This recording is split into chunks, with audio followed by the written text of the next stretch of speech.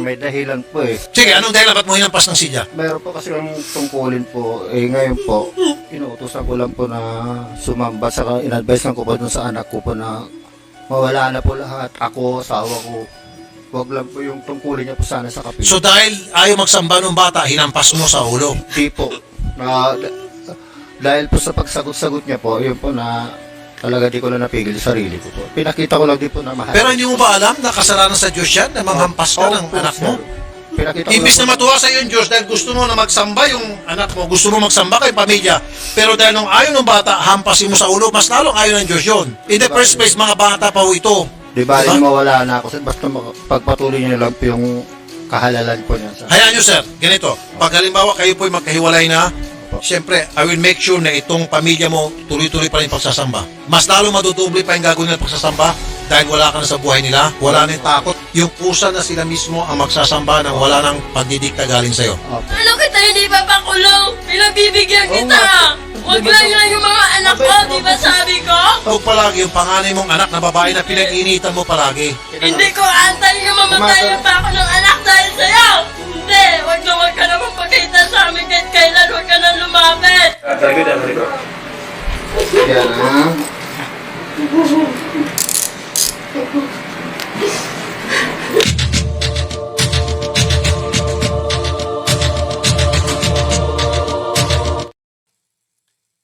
Eto, May dahilan po eh. Sige, anong dahilan? Ba't mo hinampas ng silya? Meron po kasi ang tungkulin po. Ngayon po, inuutosan ko lang po na sumamba. Saka in-advise ko po dun sa anak ko po na mawala na po lahat. Ako, asawa ko.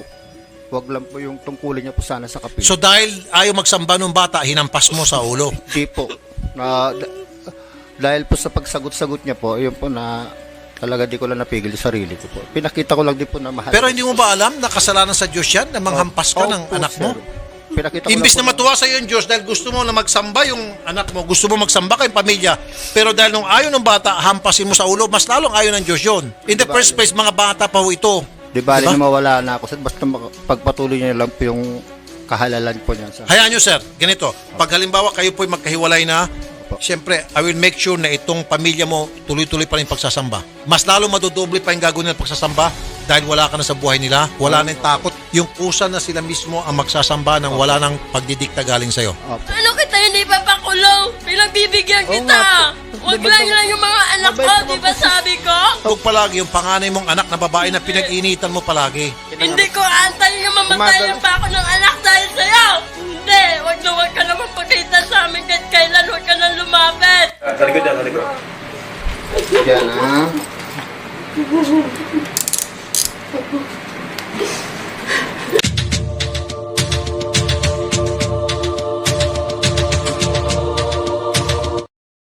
so kalabuso talaga ang ama, no? At imagine mahirap talaga tanggapin na ang pagsambang sinasabi na para sa kabanalan ng buong pamilya ay nauwi ito sa trauma ng mga anak. At ang pagwasak pa sa tahanan, bakit? Kalabuso ang ama. Isang ama, yung inireklamo sa programa ni Senador Raffy Tulfo sa kanyang ka-live-in partner. Matapos umanong saktan ang kanilang mga anak dahil sa pilitang pagpasamba nito. Dahil dito, hinalang may naganap talaga na pang-abuso. Dahilan kung tuluyan na tumanggi na yung ina na bigyan pa siya ng isang pagkakataon. Sa live na ito, mga kapatid, tatalakayin natin ang buong isyu na mas malalim na epekto sa mga bata at sa pamilya, lalo na sa spiritual na digmaan. Kaya, tatalakayin natin ito.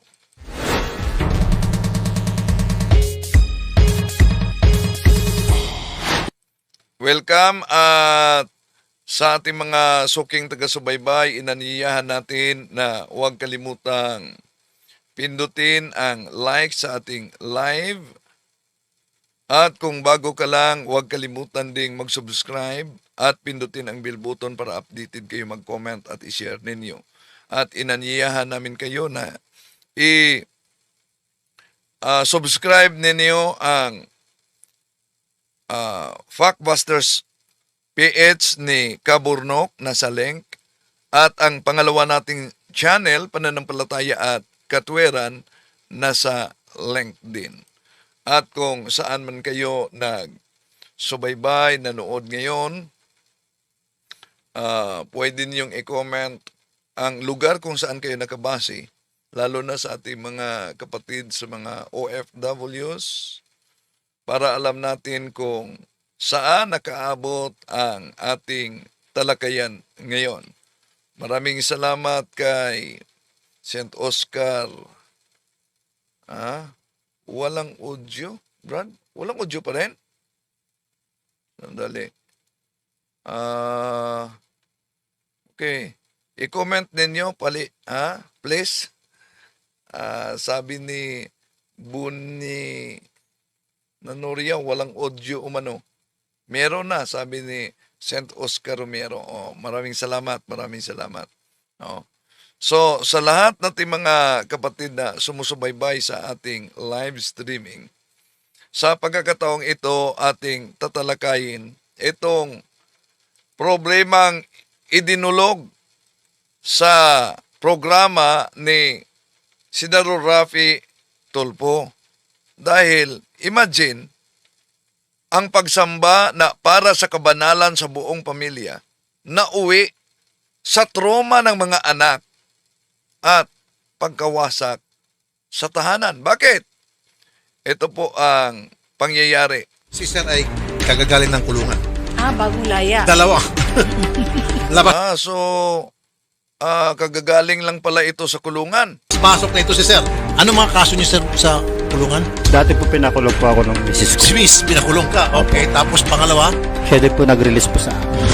So, pinakulong na pala ito ng misis, no? Labas-pasok pala ito sa kulungan. Pero siya, ang misis din, ka-live-in partner niya, ang nagpalabas. Reklamo sa kanyang live-in partner. Ibig sabihin, hindi ito isolated o gawa-gawang paratang lamang. May pattern. No? May pattern talaga ng karanasan at problema sa batas na matagal nang umiiral sa kanilang pamilya. No? Ituloy natin. Maylin, anong gusto mong sabihin sa kanya ito harap-harapan? Di ba sinabi ko sa'yo, kung ayaw mo makita yung mga kilos ng mga bata, umalis ka sa bahay, di ba? Ginawa ko na nga lahat-lahat eh. Napakatanga na nga ako eh. Balikan mo kami o hindi. Naging ama din ako sa mga anak mo, pati yung mga anak mo sa bahay. Ano pa ginagawa mo sa mga anak ko? Sinasaktan mo pag wala ko. Ano ka klaseng ama? Rason ba yon? Pag hindi nagsamba yung mga anak mo, sasaktan mo, tatadyakan mo? Yun, ang reklamo ng ka-live-in partner, tatadyakan pag di daw umano nagsamba. So kung ang isang tao ay paulit-ulit na nasangkot sa ganito kaso, lalo na sa loob ng pamilya, hindi ito pwedeng ikuble sa likod ng relihiyon, di po ba? O gamitin yung pagsamba bilang palusot. Ang ugat ng problema, hindi yung pananampalataya niya. Ang ugat ng problema ay ang asal mismo ng ama. Hindi ang pananampalataya niya. Ang karanasan, lalo na laban sa pamilya, ay isang krimen ito. At walang simbahan ang may karapatang gawing normal o katanggap-tanggap ang pangyayaring ito. Imagine, dahil lang sa pilitang pagsamba, yun talaga, nagka-problema ang pamilya.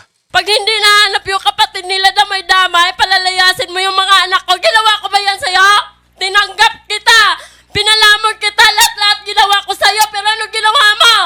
Umalis kagabi yung mga anak ko. Kawawa. Pinutan. Wala palang trabaho itong ka-live-in partner niya. No? Sabi ng asawa, pinalamon kita. Ako sa trabaho. Para sila mga pulobe.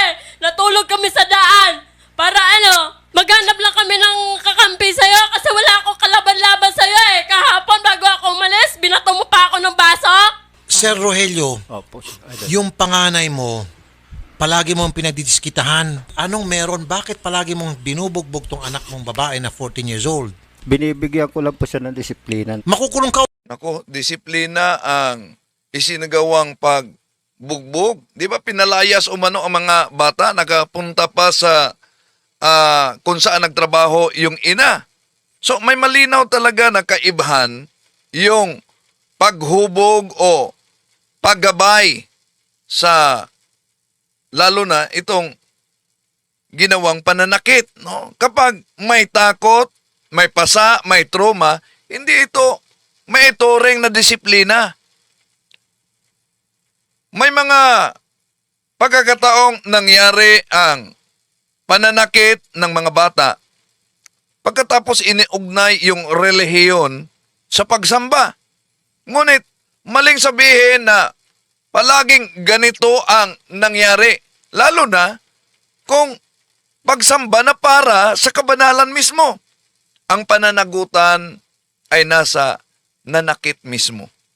Hindi sa pananampalataya bilang ganap mga kapatid. Maliban sa katotohanang sinaktan niya ang mga bata, ayon sa kalibin partner niya, dahil sa sipilitang pagsamba, mas lalo pang lumalabas yung kalupitan mismo sa pangyayari. Pinalayas ang mga bata at nakapunta sa lugar kung saan nagtrabaho ang kanilang ina. Ipinakita dito mga kapatid na hindi lang ito usapin ng paniniwala sa relihiyon, kundi malinaw na isang abuso at pananakot at paglabag sa karapatan mismo ng mga bata. Ang pananampalataya ay hindi dapat ipinapataw sa pamamagitan ng dahas at takot.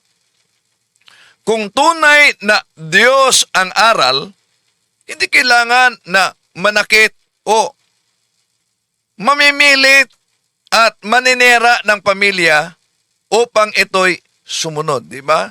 Kaya kung yun ang nasa damdamin mo, mag-isip-isip ka na, sinong Diyos ang sinusunod mo? Ang ganito mga gawain ay salungat talaga sa konsensya, salungat sa batas, at higit sa lahat, salungat sa diwa ng tunay na pananampalataya. Di ba? O, napansin nyo, sabi mismo ng ka-live-in partner niya, natutulog na sila sa daan. Grabe.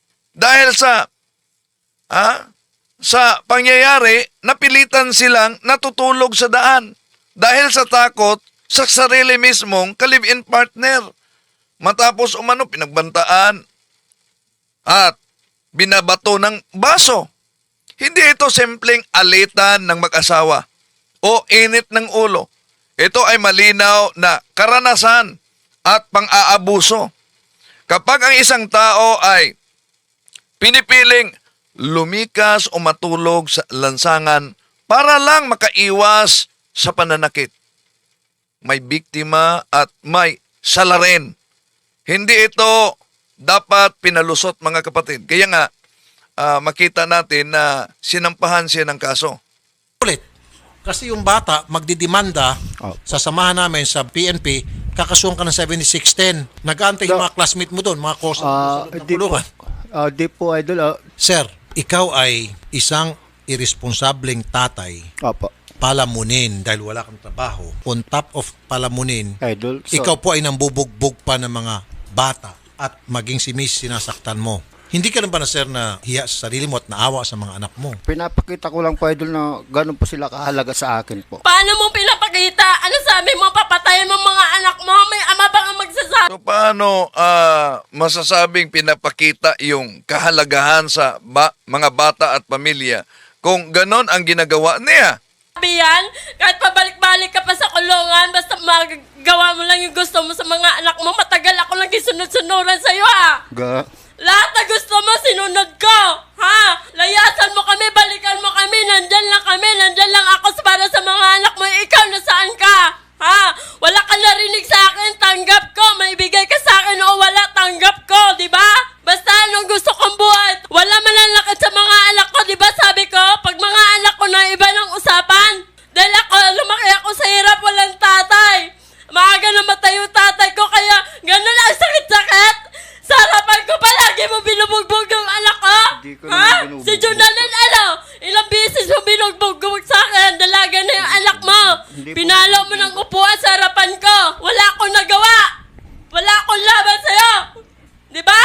Apo. Ba't mo pinalo ng upuan, sir? Ano nangyari? Sobra po, mahal na mahal ko po si... Kaya Pinalo niya ng upuan dahil sobra niyang mahal ang anak niya umano. hinampas ng upuan. Hindi naman po upuan, sir. Hindi pagmamahal yan. Kung Ano ano, yun? yung... may sakit po kasi high blood ko. Ano po yung mahabakan ko na ibabato ko lang po. Alam mo sir, naawa na rin ako at the same time dito. May sakit ka, sir. Kailangan mo ma-rehab. Ah, Hindi ka, At sa ganito, hindi lang ito psychological. Kung naniniwala kayo sa spiritual na digmaan, may kaugnayan talaga ito sa spiritual na digmaan. Bakit? Naalala nyo ba yung formula ng prayer sa spiritual warfare? Yung deliverance in the name of Jesus of Nazareth, through His tremendous power as God, and through His most powerful and salvific name, I rebuke, repudiate, bind, and cast out all evil spirits, and I command all of you in the name of Jesus to depart right now from, pangalan, O most Holy Spirit, enter into the empty spaces. So, may tinatawag na empty spaces. Bakit? Di po ba, sabi ng ating Panginoong Hesus sa San Mateo Kapitulo 12, 43-45, kapag ang masamang espiritu umano ay lumabas sa isang tao, siya ay gumagala sa mga lupaing tigang upang maghanap ng mapagpahingahan. Yun ang sabi ng ating Panginoong Hesus sa San Mateo 12, 43-45. Kung wala itong matagpuan, ay sinasabi sa sarili, babalik ako sa tahanang aking pinagalingan. At kung makita niya na bakante yung iniwanan niya, magdala siya ng iba pang mga kasama na mas lalo pang masama kaysa kanya. Di ba? So, ibig sabihin, pag wala talaga ang Diyos sa ating puso, may empty space. Empty spaces. Sino ang titira doon? Walang iba ang ating kalaban. ang balita ko kay ma'am, hindi raw to, in fairness, dito nagda-drugs. Nagpa-medical na po ako eh. May enlarge po ako sa puso ko. Alam niya naman po siya pa May nagbayad. enlarge ka sa puso, ganyan ang gawin mo sa mga anak mo. Siya pa nagbayad sa medical ko po. Lahat na upuan sa bahay sira na dahil sa binabato mo sa mga anak mo. Alam mo, sir, hindi ako meron nababato. kang problema sa pag-iisip. Meron some kind of a disorder. Itong si sir. Para sabihin niya, yung pagmamahal Hindi lang ito problema ng pag-iisip. May problema talaga sa spiritual na buhay. para sa kanyang definition, sa kanyang mga anak, ay saktan. Saktan. Kung anong mahawakan niya, ihampas niya. Yun yung definition ng love para sa kanya. Then, kailangan mo po sir magpakonsulta. Kailangan mo po sir na masuri ka. Pero hanggat hindi po kayo napapagamot, I would advise na maghiwalay po muna kayo ni ma'am. Di ba, Yun nga ma'am, po yun ang yung, gusto mo? Opo. Kahit kailan po, wag na po siya mapakita sa amin ng mga anak ko kasi isa kang bangungot para sa amin. Oo nga naman, sir. Grabe. Ama, nagiging bangungot sa tahanan. No? Totoo talaga na may mga ganitong pangyayari. No? Dalawa lang ang pwedeng mangyari para sa mga anak pagdating sa ama. Pwedeng tatakbo sila para sunduin nila ang kanilang ama. Yon ang una. Kung talagang minamahal ng ama at nagpakita ng pagmamahal ang ama sa loob mismo ng tahanan.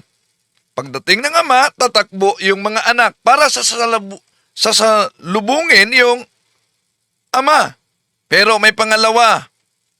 Yun ang delikado. Pagdating ng ama, tatakbo ang mga anak at magtataguan dahil natakot, dahil sa trauma sa kanilang ama. May mga ganito talaga. Alamunin ka na nga, tapos nang bubugbog ka pa. Hindi po, sir. May Grabe naman yung palamunin. trabaho po ako, sir. Nakulong lang po ako dahil sa involved accident po, sir. Okay, sir. Gusto ni Mrs. na makikipaghiwalay na. Lahat po ng sahod ko, sir. Lahat po ng kinikita, binibigay ko po. Lahat na sahod mo kailan? Pati yung Bago lang? Pati alkansya ko nga, sir. Wala, di po umahawak kasi, sir, ang akusasyon ko sa sarili ko, sir. Hindi ko na kailangan umahawak ng pera, sir. Kasi napakabait niya, sir. Pagdating ko sa bahay, nakapagluto na po siya. Oh, yun. Bait pala ang live-in partner niya. Pagkatapos, yun ang nangyari. Siya mismo ang naging trauma sa tahanan. Kapag laban na po siya, Mabait si Mrs. kakain na lang po ako, opo. Kaya hindi po Yun- kumahawak. yun naman pala eh. Hindi O, po ako mahawak ng pera po. Oy, bakit ka nananakit ng anak mo kung mabait si Mrs.? Ba't mo siya binibigyan ng sama ng loob? Di ko naman po minamaltrato ng as in na magkaroon po silang physical injury. Talagang pandisiplina lang po. Pandisiplina lang. Opo. Tinatanggap ko rin po na pagkakamali ko po yun, sir, na yung ginagawa ko rin, nagkakaroon pala ng phobia ng anak ko sa akin. Kaya nga, sir. Opo, Yun na yun. Naano ko rin po, sir. Life. Tama. Sir, opo.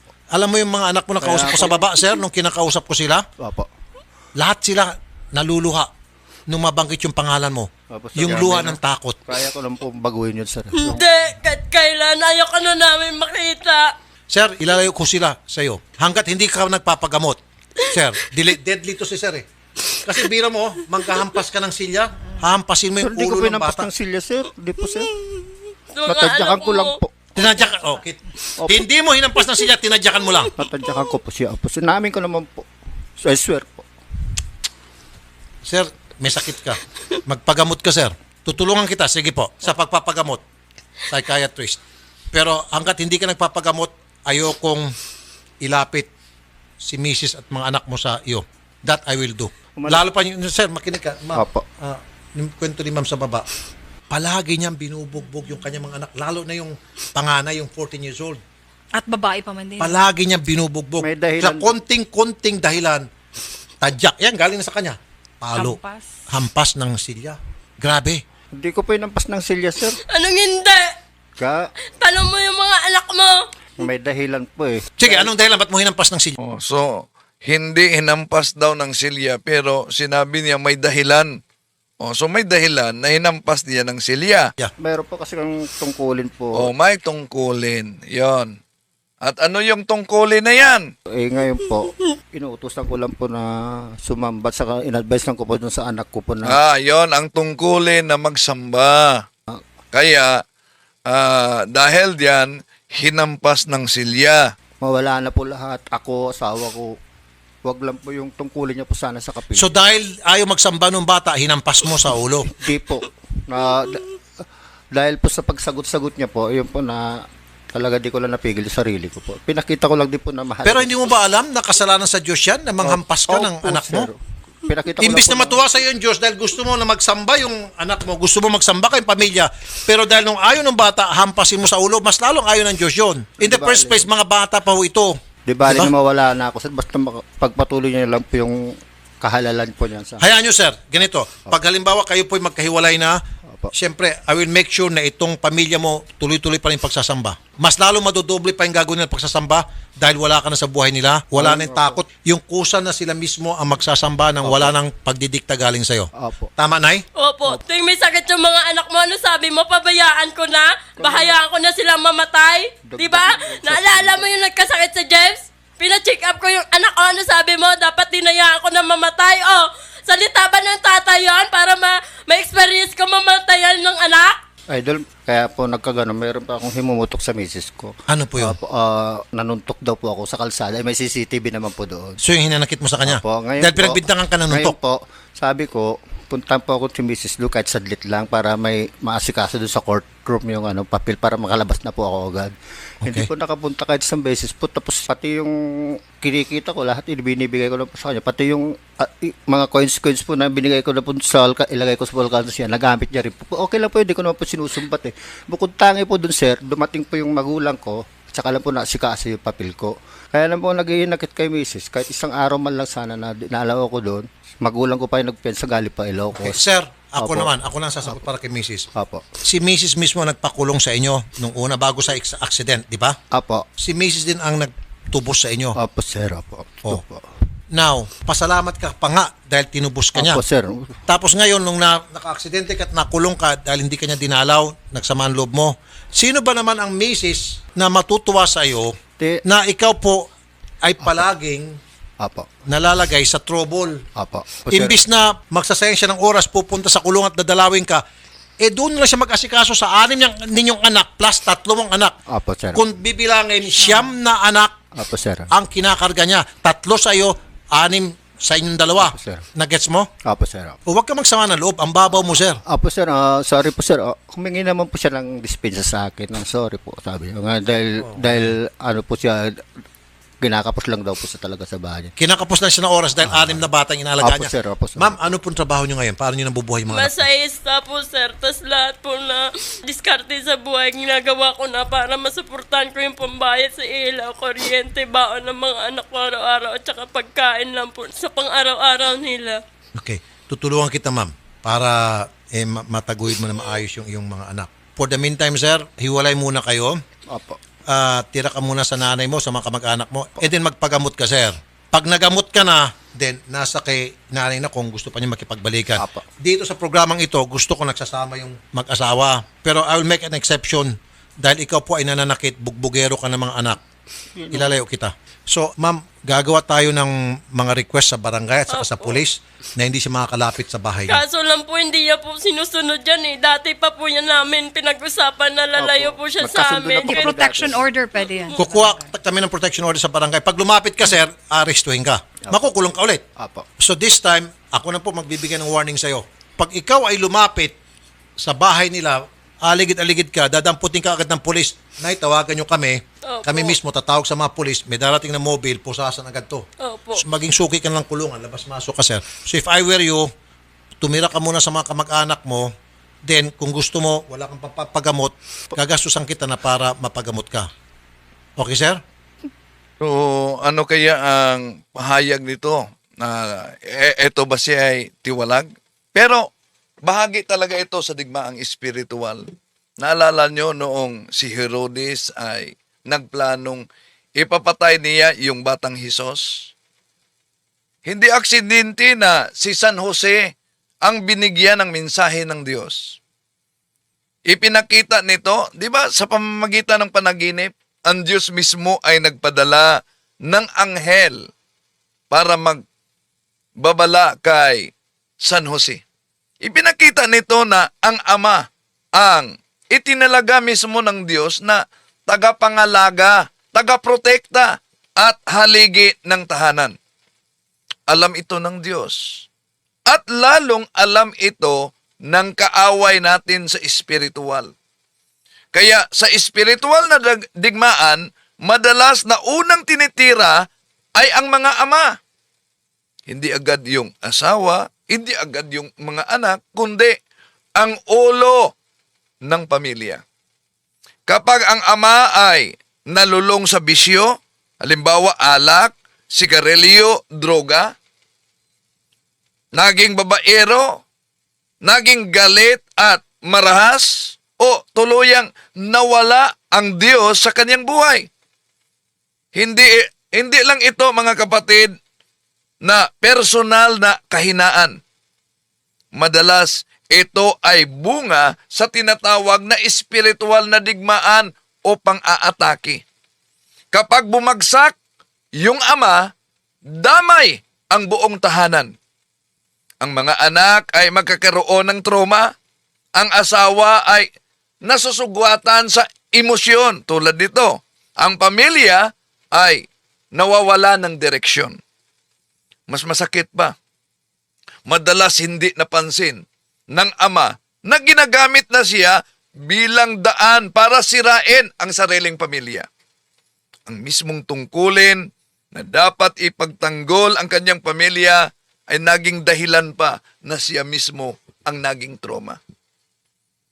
Ito ang dahilan kung bakit napakahalaga ng ama na may takot sa Diyos. Ang ama na mamuno sa katisismo, sa pamangangaral sa mga anak. Ang ama na marunong magpakumbaba.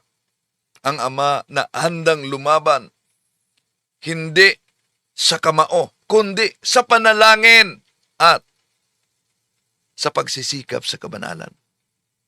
Kapag bumalik ang ama sa Diyos, gumagaling ang pamilya. Hindi perpekto, pero may proteksyon. Di ba?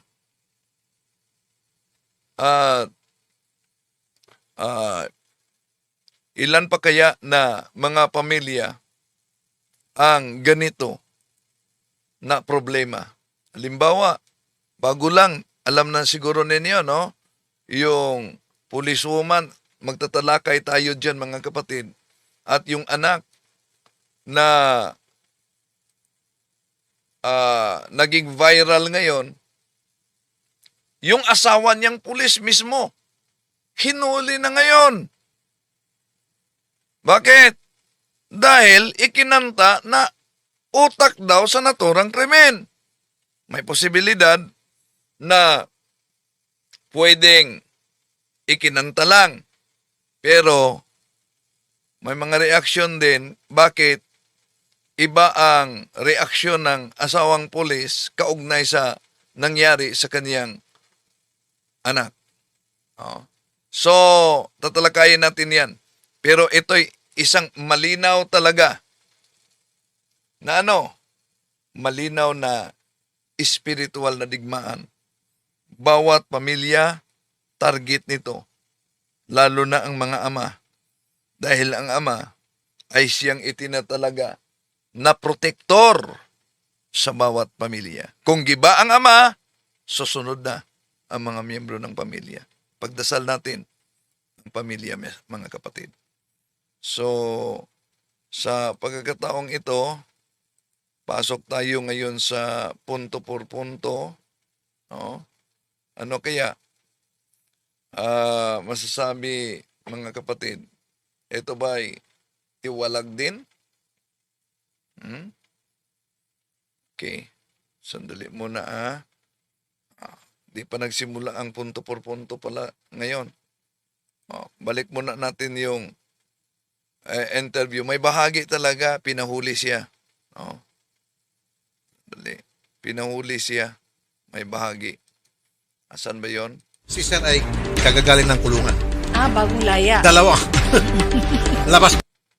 Dito nga bahagi. Okay. Matitirahan sa ngayon. Ilocos lang po, Kandun po. Sige, bigyan kita pamasahe papuntang Ilocos. Tapos, kukonta ako ng mga ospital Ilocos pala ito. doon Di na po, sir, may mabigyan ka hearing ng... pa po ako eh. Ha? Ito po yung mga katibayan ko. May hearing ka pa? Opo, dinala ko na po yung mga katibayan ko po, sir. Bilang, So, saan ka muna titira? Kasi pag lalayuin ko kayo, hindi muna kayo titira kay Mrs. gusto ko po sana makasundo. Mag-usap na lang po kami. Hindi. Ganito, ha? So gusto siyang magkasundo sila. Pero ayaw na talaga ng ka-live-in niya. Di ba? Hindi na talaga. Hindi. Ayaw na Kasi, namin. inano ko lang, sir. Sir, ang mangyayari kasi, pag bibigyan ka ni Mrs., Hindi pa kawawa naman yung mga bata. Kasi ang nabubugbog palagi, yung panganay mong anak na babae na pinag-initan mo palagi. Di po, sir. Di po nabubugbog. Hindi. Hindi ako So balik na tayo sa dito sa huling bahagi. Pinahuli talaga siya. Tinutulungan din itong mga I am Catholic, I am the Lord, I am the gospel.